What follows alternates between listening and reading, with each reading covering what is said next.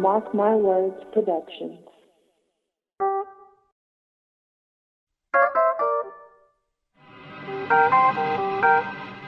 Yeah, everyone's feeling good. I personally am super excited because I've been waiting to hear this guy perform for a super long time. I've heard of him everywhere, but I have never gotten the chance to actually be in the same room. So you guys are going. What's that? Yeah. You're gonna do something involving having to wash your pants in the near future. This dude has performed in every city, pretty much every venue in the country. He just told me that he has been desperate to finally perform in Portland. The poetry scene was a little sleepy here for a while, but now we have got it back on its feet, and it is the juggernaut that it exists in this room. So finally, we have earned the privilege of having this man perform. He's a novelist. He's a recording artist. There's a greater honor. I don't know one. Oh, except this. He also performed at the Smithsonian Inaugural Ball in 2009 for President Obama. So let me hear a lot of fucking noise for Marc Marcel.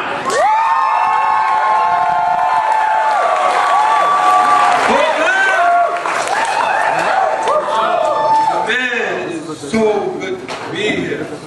You don't understand what I went through to get here. I drove from Portland last night at midnight. I wasn't supposed to. I was supposed to fly in, but everything was booked because some motherfuckers need to get back to school from spring break. God damn. No, it's a joke. No, it is so good to be here. It's funny because I had just told myself, I have this little thing that I said. I was like, you know what, from now on, if I'm going to give $1 to anybody that asks me for money, I'm homeless. You know, it's funny. Man, I have never been bombarded so much in my life. I'm like, bro, fuck. And, the drive here was nothing. What killed me was the homeless people asking for money. I was like, but now, let me get a make money. Oh, somebody had a bad orgasm. Somebody had a bad orgasm. I don't know. Let me get a make money. Make money. Maybe the American government was on to stuff when they started putting up slogans with, "In God we trust all of the currency." Because honestly, the way people worship money, you gotta imagine they think they can find God in one of them dollar bills. Like it's just a new religion. Like the rich just keep getting richer with this type of greed, the scenes that they were preparing to die and take all that shit with them. So I question if they've ever read their Bible. Because I'm sure if God ever printed up some cash, he wouldn't mark the paper with the faces of the presidents. So I'm about to start printing up new money. With $1 bills of Bob Marley with a blunt in his mouth. And on the back, I have a photo of Fidel Castro waving a Cuban flag. And a close-up picture of him bending over his big Cuban ass. Just so I can see the expressions of the faces of the gluttons that roam around the White House administration. Placing embargoes on countries because they can't get along with a few men. So I'm about to start printing up new money with $5 bills marked with the faces of miscellaneous third world children. Just so when you go shopping on Rodeo Drive, I hope your conscience can just fuck with you the second your ass gets to the cash register, and you can see the people who you truly need to deprive. Because believe me, Fidel eats well. Him and Exxon got something in common. Their systems ain't going out of business. I mean, at least the only difference, at least he offers some type of relief during hurricane season while oil companies just sat back and got rich. So you tell me who's the communist. And me, I'm about to start printing up new money with $10 bills marked with the faces of black men being hung from trees. Just so when brothers buy that dime bag of weed, they'll know what it really means to be hanging with your homies high on trees. And instead of having a pocket full of 20s, I just print up something new like $33 bills. Just to represent the trend of life people live off of, with the faces of Bill Gates, Vanessa Del Rio, and Pablo Escobar. Because this world seems like it couldn't survive if it weren't for money, sex, and drugs. And just for Tim Hardaway's bitch ass, I'll start printing up $50 bills with the faces of hate crime victims, Matthew Shepard and Charles Howard. Just so homophobic men will go broke. Because they're ignorant, then will get their hands or they're about touching the money they can spend. And I'll start printing up $69 bills with all kind of photos of jails and sex toy items. Just for those in touch with their sexual preferences. And $99 bills. Just so people can stop trying to be perfect. Because life is all about growth and progress. And at least you have so much room to improve with 1% left. And when I lose the $100 bill, I leave it plain, without a marking on it. Just so families go ransacking the grocery store, start filling the food out in the cabinets by duplicating the paper and making it whenever they wanted it. And I leave it bare, no face, no words, no number, just some cut out 2x6. And I leave it as is. Like you could take a crayon and start blending in whatever color you felt should be shaded in. Or maybe you could just use a pen and write in whatever comment or slogan you felt you needed your day. And I leave it blank, like it was as empty as nothing and as pure as faith. Because if you trust in God, then you would have known money ain't worth shit anyway.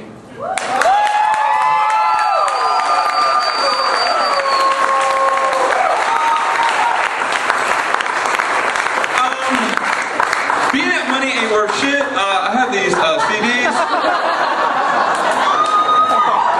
Unfortunately, there were money. Ladies, you can take me home with you. I go all night long. Just put this motherfucker in your stereo, push repeat, safe sex. It's been tested. Everything I say, trust, like, it's real. Like, if I say something happened to me, it happened. One thing I can't stand is poets who write poems, and it's like fantasy poems, and you think it really happened to them. And be like, oh man, I'm so sorry you went through that. Be like, oh, nah, you know, that didn't happen. It's just misleading. For instance, I wrote this line talk about like getting high at midnight at a cemetery and writing a poem by a tombstone with headphones on. And I was like, damn, that's a tight ass line. But I didn't do that shit. And so I had to go do that shit. So I'm just saying, alright, ladies, how y'all doing? Y'all doing good? She said she just doesn't want to ruin the experience. She said earlier that night, when we first met, she knew a days of waiting for someone to understand it just came to an end. Said it wasn't so much my poems that got her thinking that I wasn't like most men. She said afterwards, there's our conversation. Simply, I made her smile. And she doesn't want to ruin what we got ruined right now, so maybe we're just moving too fast.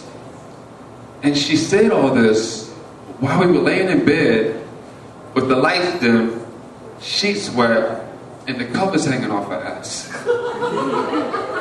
And as she said this, I noticed the puddle dripping on my fingertips and pulled back a few inches and replied, huh? I mean, you could have warned me at the door before you were butt-ass naked if you had a tendency to play. And let's be real, you wouldn't be here in the same bed if you didn't want to be here in the first place. And she says, yeah, maybe I'm just tripping a bit. So I then began to kiss her body again, just to take my fingers and place her pussy in riddles and whisper into her ear. Maybe my tongue also knows how to play a fiddle. In the middle of my sympathy, she then grabbed my face and said, wait, I just don't want to ruin the experience. So with a river dripping on my lips, she said, you see, I just don't want to think any less of you tomorrow. So what if you can have me right now for one night, or we could wait. You can have me for every day for the rest of your life. And I'm like, for the rest of my life? So I got real. Sugar, first off, why the hell are you planning out the rest of my life? And I could leave right now and die in a car crash on the way home tonight. I'm sure one thing I'll be thinking is, damn, I could at least win an upper bang. And I'm sure the thought of never seeing me again started to hit like we only have one chance here. So she then grabbed the back of my hand and said, fuck me like the star everyone says you are. And I'm like, damn, it's like she knows exactly what to say to get my dick hard.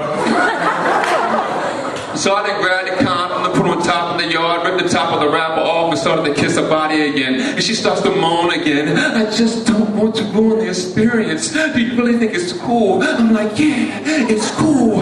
She's like, I just don't want to be a fool. I'm like, yeah, me too. She's like, well, I don't usually. And I'm like, what's that, sugar? Fuck up the mood? And she's like, well, I just want to know what's going to happen tomorrow. I'm like, baby, the sun will come up. She's like, huh? I'm like, tomorrow. There's one thing I'm sure of is that the sun will rise in the east. And she's like, well, what the hell does that have to do with anything? So I just stopped and pulled the condom off the sock and said, what's odd is that I wouldn't be here if I really didn't like you. You see, early when we met, you seemed so confident, but now your wavering is making me incompetent, and really, I don't think it's me, it's you. And really, what's all this talk about not respecting me in the morning because we had sex the night before? Well, then, really, what do you have to say about you? I mean, you seem like you got to rehearse down like one of my poems, so I can't be the first dude you told this to. And putting yourself in situations where things like this can and will transpire and get indecisive ain't cute. Sugar men get turned off too. I just look at it like, why wait? Taking things slow to me is like playing games. Sugar, my time here is precious. You ain't gotta let society make you feel guilty for wanting to take you home the first night we met. And really, you should look at it more like right now, you're the most important woman in my life. And I can see the twinkle in her eyes again, nipples getting hard again. But just as I reached to put my pants back on, she stopped me and asked me where I was going, so I told her, darling, I'm not here trying to persuade you to regret nothing. I'm just telling you how we got in the same bed with the lights dim, sheets wet, and your ass butt naked about to start coming. But honestly, I could masturbate. Because it's something where I gotta leave you convinced that maybe we should just wait. Because obviously, it can ruin the experience.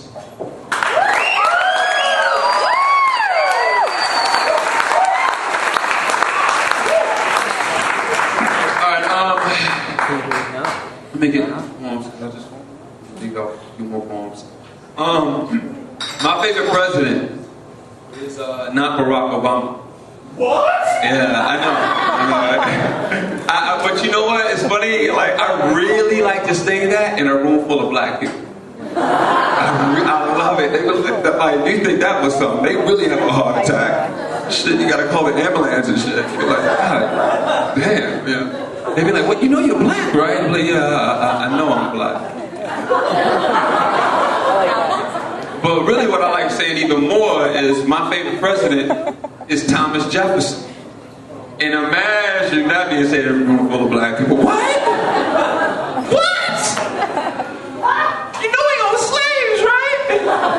Yeah, I know that shit. I know that shit. I mean, I'm pretty sure if he was here today, he would be owning slavery. One, because it's abolished, but but no, he's my favorite president because the man really is brilliant. You have to understand, people adapt to the way at times. Unfortunately, yes, he did own a few slaves. But the man was brilliant. I came across some of his quotes, and I didn't recognize that he said, like, this quote. I just researched him in quotes, and he said like 300 quotes that we use today that we don't even know that he said, so I had to dedicate a poem to him. Thomas Jefferson, a man who could read in more than 5 languages, an architect, scientist, inventor, and ultimately 3rd President of the United States, wrote in 1776 in this nation's Declaration of Independence that whenever a government becomes destructive to life, liberty, and the pursuit of happiness, it is the right of the people to abolish it and institute a new government. So humbly, as I watched the rise of price of gasoline, graciously, as I noticed men working to pay off a mortgage on a home that was worth far less than what they built bargain for, respectfully, as I stand before my audience, I ask, so what the fuck are we waiting for? I mean, I used to look for spooks that sat by the door. Used to dream of the day where some of my friends would get inspired, just to be brave enough to bust through the doors and interrupt me while I was writing and say, alright, we walking right up to the White House front gates tonight. We got gunpowder food, trees, and blunts, and I wonder if I flinch or they think they just called my bluff. Fuck it. Come on. I mean, who's really scared of dying? It ain't like no one's ever really done that before. I tend to think we use words like terrorist loosely, when clearly they have been the writers of history. Whether it's the European features they give in Jesus, or this disconnection they brought between black Americans and Africans from across seas. Terrorism just doesn't exist in the cells of Guantanamo Bay. They have been the editors to your newspapers, politicians and the CEOs of large corporations. J.P. Morgan, Morgan Stanley, and Goldman Sachs. All corporations that donate to both Democratic and Republican candidates. So you have to ask, who's really the president? Because what sets precedence is that anytime someone lends you money, they're looking for something on the return. I think there's something clearly wrong with our political agendas. Democrats believe in the right to abortion, but want to eliminate the death penalty. While Republicans want to eliminate the right to a woman's choice, but support the death penalty. Both clear contradictions of the morals. So while we elected one of our peers to enter into an organization controlled by the paper cuts on the hands of bankers and the greasy fingertips on the hands of oil men, I come to find that it's not so much the politicians in the system that we need to change. It's the system. And we want it. We want change so we don't have to have laws for who we fall in love with.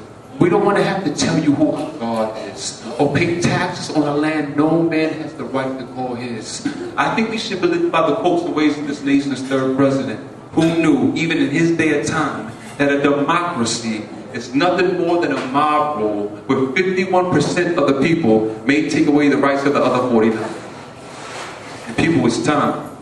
I'm tired of showing passports at borders whenever I want to cross over. Tired of waiting for construction workers to rebuild New Orleans. People, what the fuck are we waiting for? We want change. Not the worthless currency the Federal Reserve supplies this nation, but we want change. So try to live out the coast of great men. Never put off tomorrow what you can do today. Thomas Jefferson, a president who knew, even while holding the highest office, this country has to sell that a government is best which governs least, because the people learn to discipline themselves.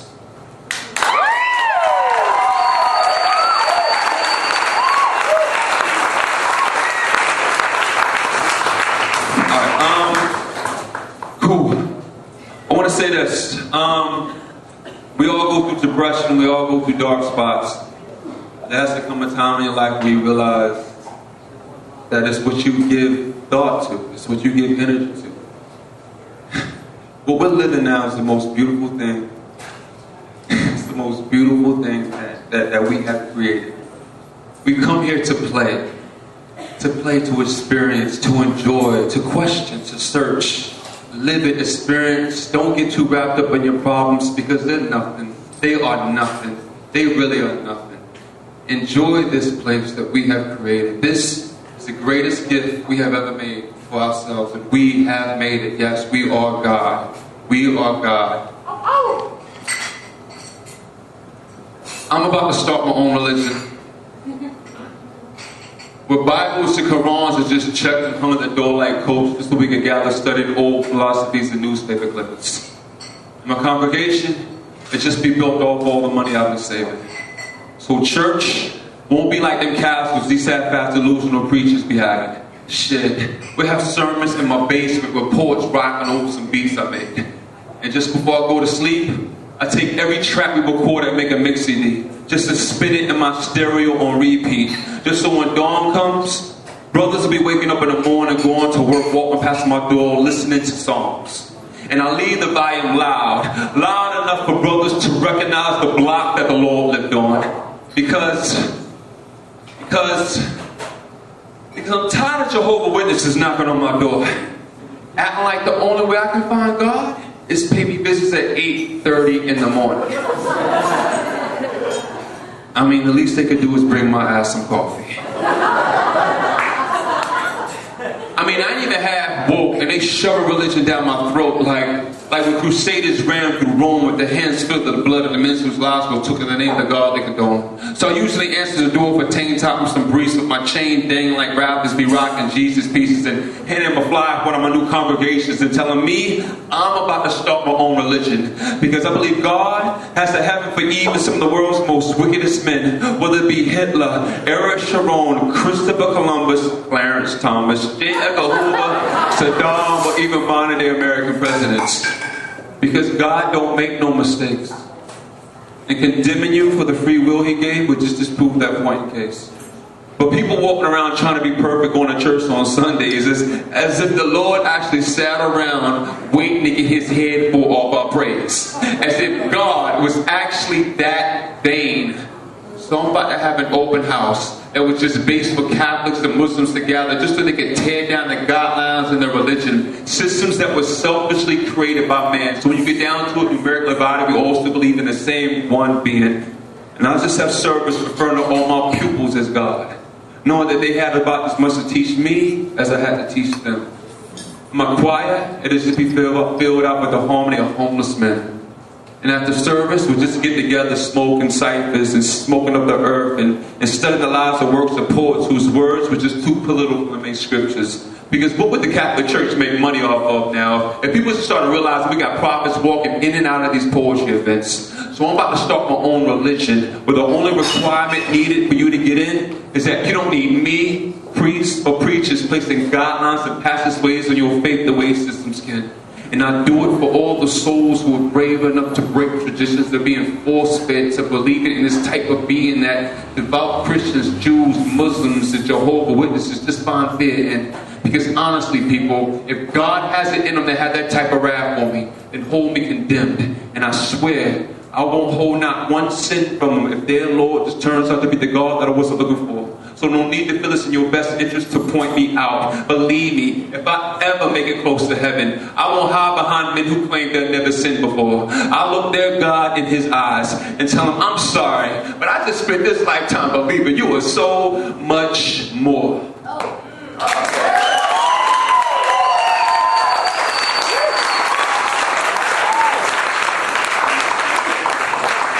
This is my last poem. I want to thank Aaron, I want to thank Doc, I want to thank the Portland Poetry Slam. You guys are awesome. As soon as I walked in the venue, Aaron was trying to tell me about he was like, yeah, this is, I was like, no, dude, I already feel it. I feel it. Like, this is it. This is it. I'm glad to see Portland doing it for real, because I came here like years ago when nothing was going on. Like, it hit a dry spell. None of the poets could tell me anything, but I still like went in the city and just was asking around.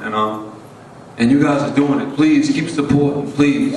Not me, just you in the venue. I mean, you can support me too. I'm gonna have CDs over there if you want.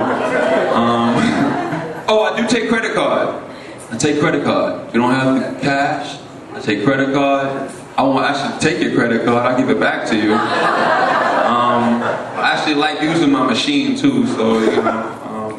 But I'm the walking 7-Eleven around this motherfucker. Ladies, let me know if you want to slurp it. No, but this is. I thank you guys. I don't want to take up too much time. Let me get into my poem.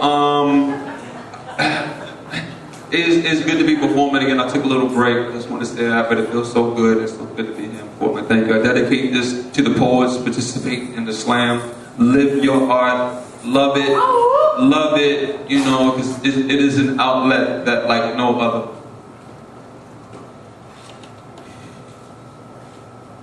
I used to wake up and take cold showers, asking my soul to give me the willpower to feel convinced that this poetry shit is just some kind of phase of it.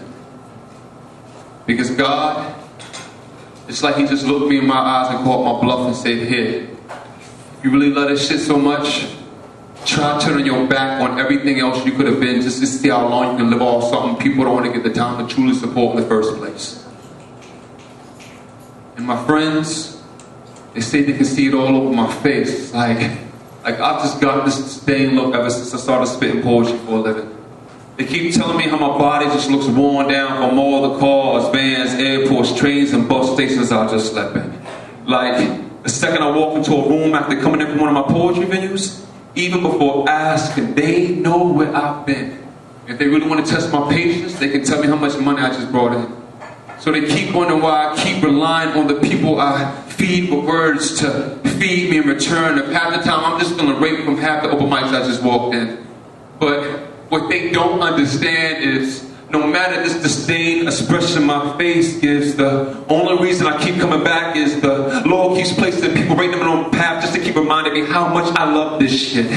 Because it's just when you figure you're about to quit that one soul comes up after one of your shows and puts $20 in your hands and tells you, yo, keep moving.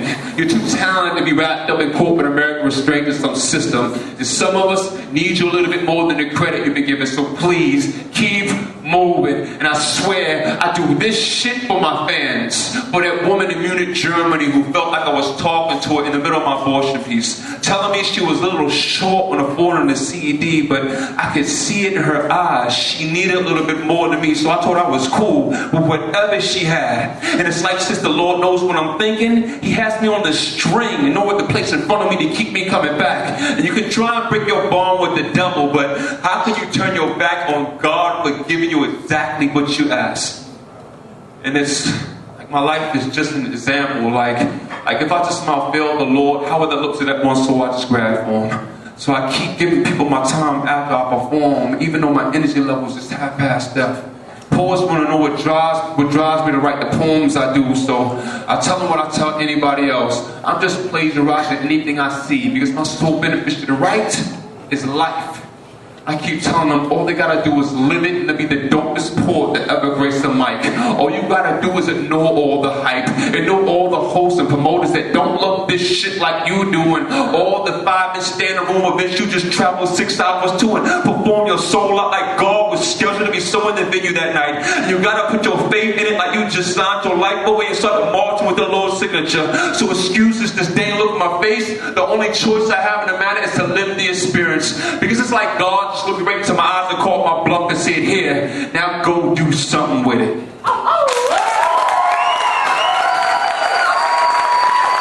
Thank you.